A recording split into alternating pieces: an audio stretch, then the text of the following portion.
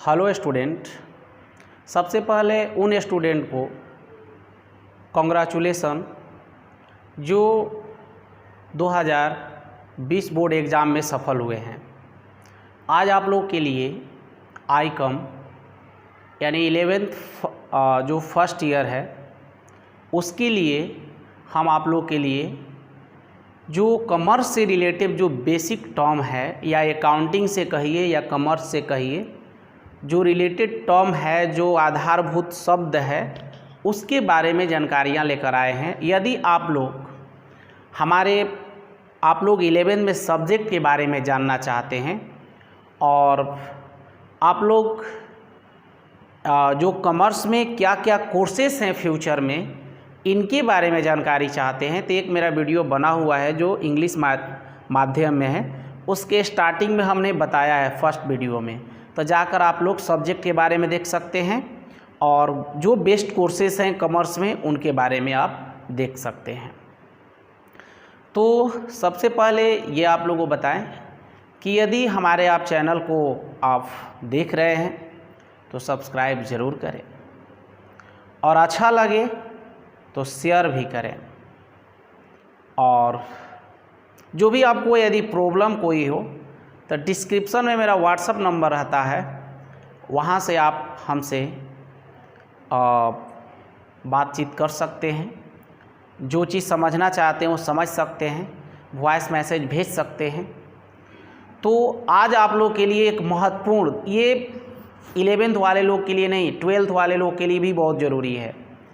पूरे बीकॉम कर जाते हैं लोग, एमकॉम कर जाते हैं, लेकिन जो आधारभूत शब्द हैं उनके बारे में यदि ये 2 लाइन कोई पूछता है तो उनको नॉलेज नहीं रहती है।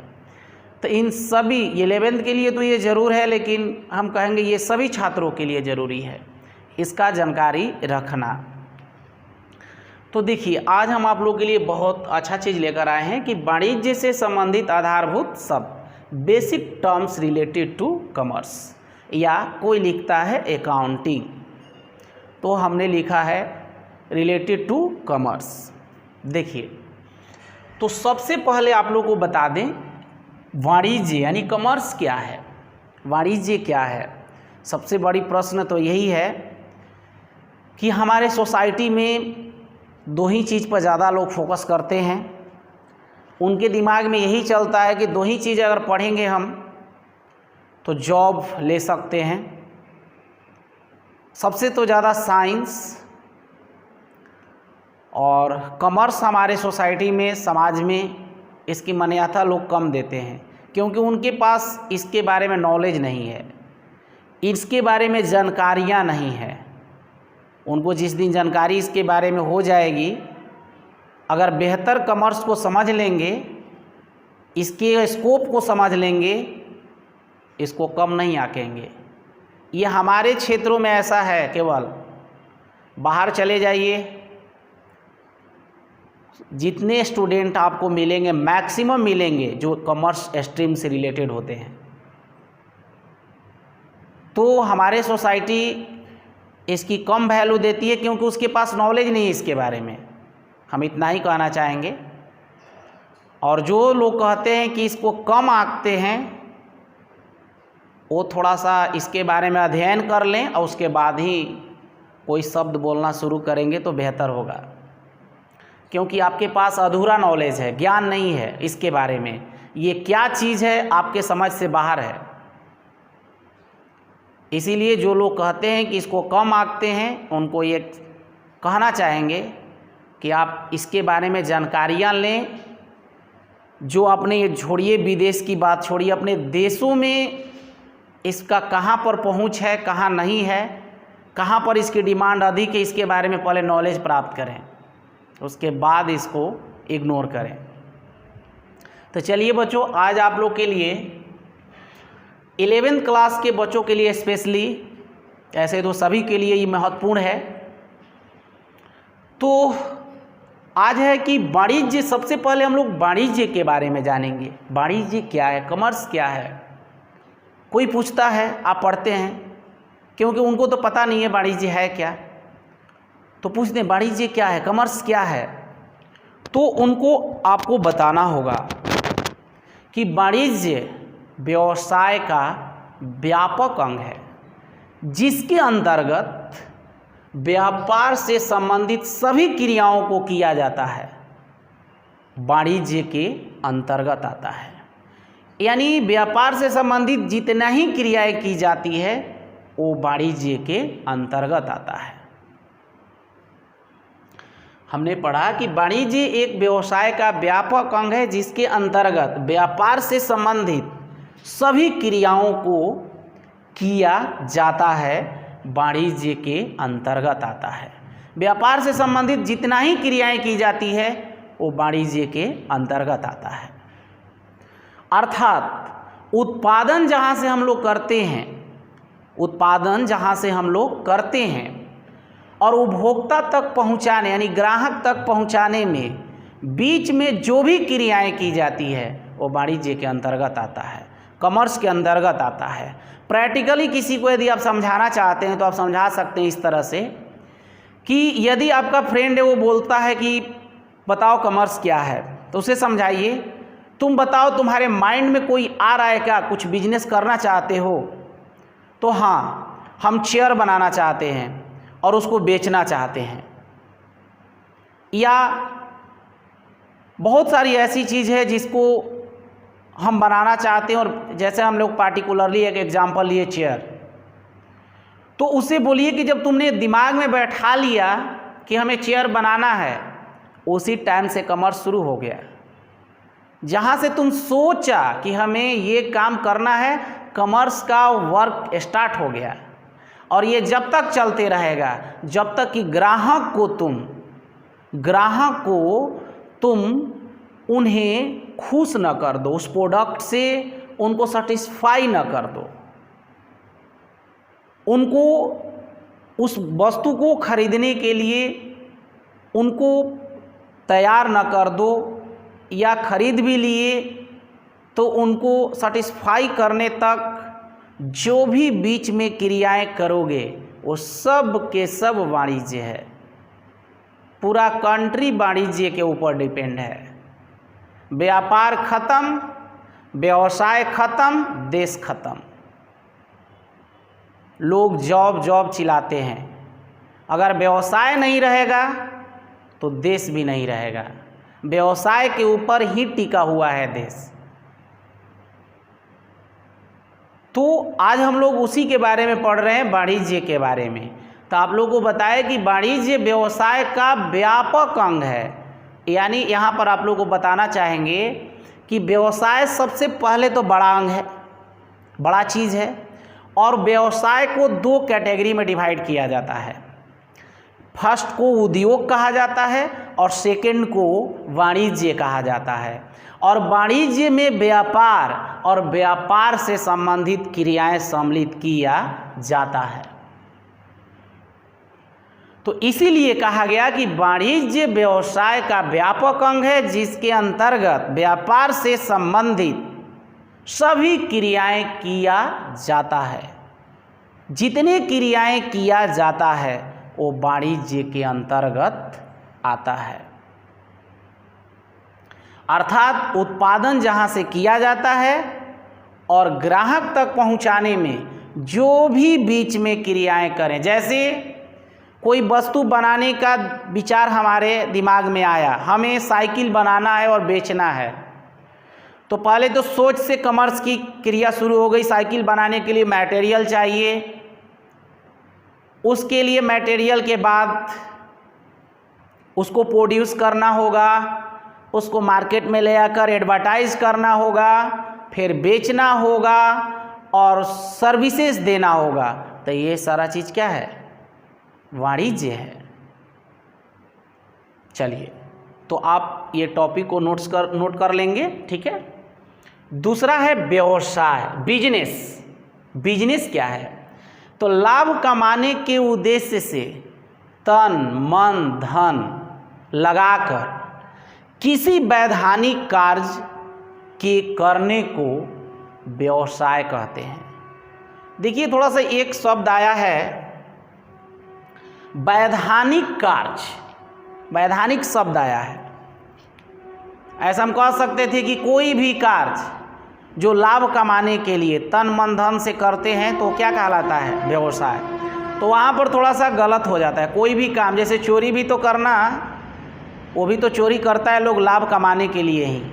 हमारे मार्केट में दारू बेच रहा है लोग, वो भी लाभे कमाने के लिए, लेकिन वो व्यवसाय नहीं है। यानी वैधानिक होना चाहिए, जिसके लिए सरकार परमिशन दिया हो, जिसके लिए सरकार कोई रिस्ट्रिक्शन नहीं लगाया हो, उस काम को यदि आप करते हैं तन मन धन लगाकर लाभ कमाने के लिए, तो वो व्यवसाय है, वह व्यवसाय है। तो वही बताया गया कि लाभ कमाने के उद्देश्य से तन मन धन लगाकर किसी वैधानिक कार्य को, चाहे कार्य को करने, वैधानिक कार्य को के करने को व्यवसाय कहते हैं। ठीक है। देखिए नेक्स्ट जो है हमारा पॉइंट, व्यावसायिक लेन देन, बिजनेस ट्रांजैक्शन। व्यावसायिक लेन देन क्या है या बिजनेस ट्रांजैक्शन क्या है? तो कह रहे हैं कि व्यापार में किसी वस्तु के आदान प्रदान, क्रय विक्रय को व्यावसायिक लेन देन कहते हैं। व्यापार में जैसे कि हमने वस्तु लिया और पैसा दिया, ये व्यावसायिक लेन देन है। किसी को वेतन दिया, व्यावसायिक लेन देन है। तो वहीं बताकर कह रहा है कि आदान प्रदान या क्रय विक्रय कोई वस्तु का हो रहा है कहीं भी, या तो हम लोग किसी चीज़ का आदान प्रदान कर रहे हैं या तो कोई वस्तु का क्रय विक्रय कर रहे हैं, वो दोनों जो है वो व्यावसायिक लेन देन कहलाता है। जैसे किसी से 10,000 का माल हमने खरीदा या किसी को 20,000 का माल बेचा, किसी को वेतन दिया, किसी को किराया दिया, राम से कमीशन पाया, ये सब क्या है? व्यावसायिक लेन देन है। आगे देखते हैं पूंजी यानी कैपिटल। कैपिटल क्या है भाई? धन कमाने के उद्देश्य से व्यापारी के द्वारा व्यापार में लगाई नगद राशि, माल आदि को पूंजी कहते हैं। चाहे वो नगद राशि लगाया हो, चाहे माल लगाया हो या कोई वस्तु लगाया हो। तो जैसे कि मान लीजिए कि कोई व्यवसाय, हमने व्यवसाय में लाभ कमाने के लिए रुपया भी लगाते हैं, और किसी पार्ट, जैसे राम श्याम दोनों मिलकर बिजनेस कर रहे थे, राम लाए 10 लाख रुपया और श्याम के पास मान के चलिए उनके पास बिल्डिंग है, उनके पास पहले से ऑलरेडी मशीन था, उनके पास पहले से मटेरियल था कुछ, तो वो दे दिए। तो लाभ कमाने के लिए चाहे राशि लगाइए, रुपया पैसा लगाइए या वस्तु या माल लगाइए, वो क्या कहलाता है? पूंजी कहलाता है।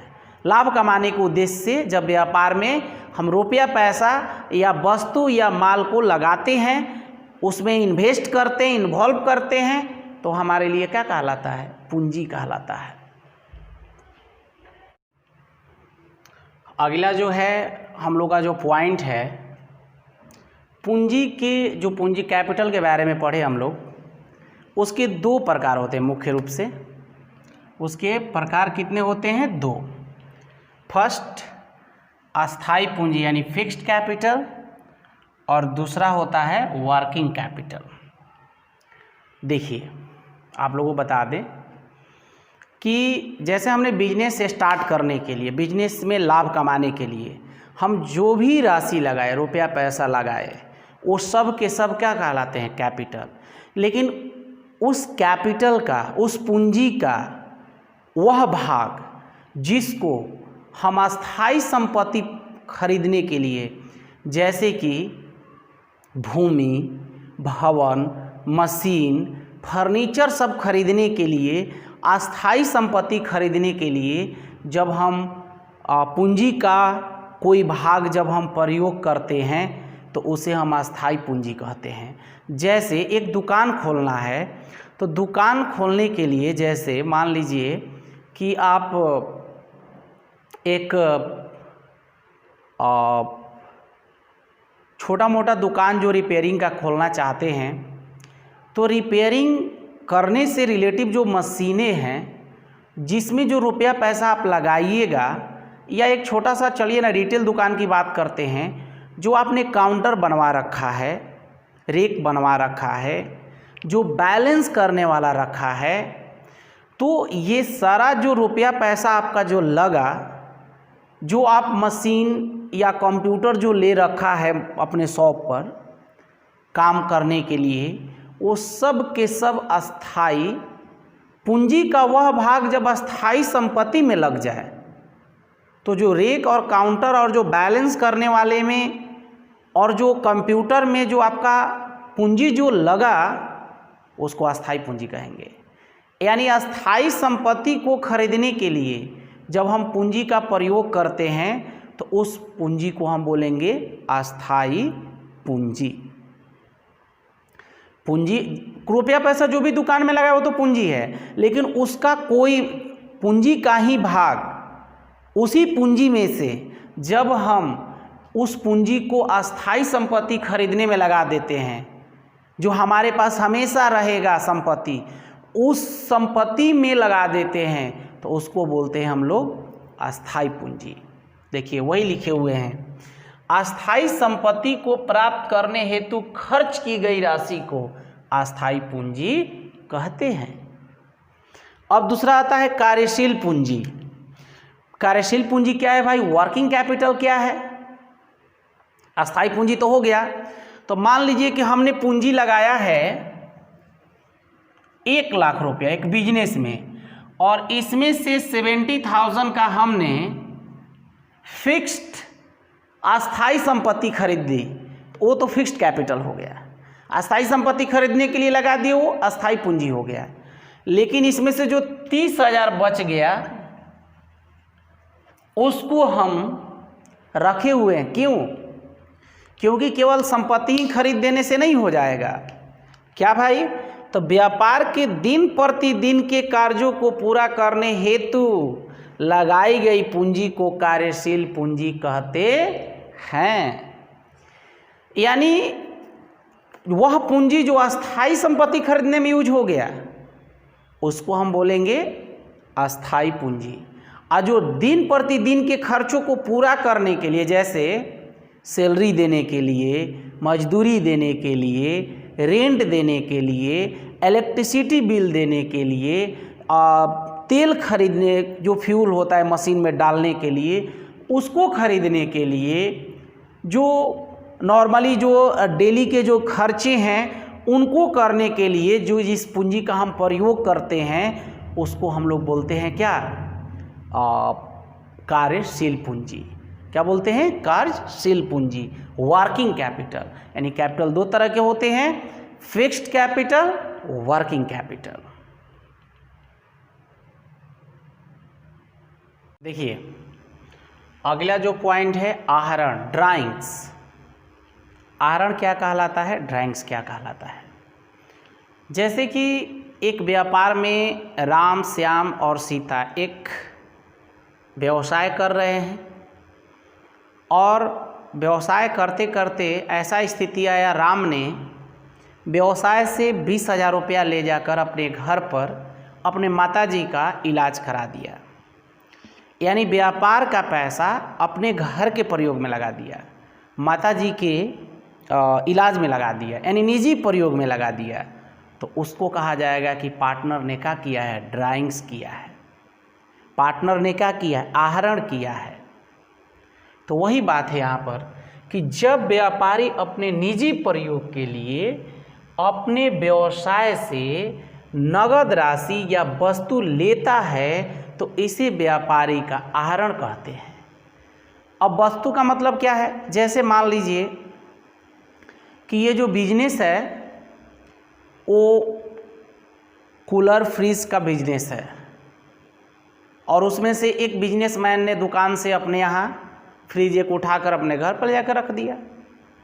तो जितनी उनकी वैल्यू होगी उस फ्रिज की, उसको उनका ड्राइंग्स माना जाएगा।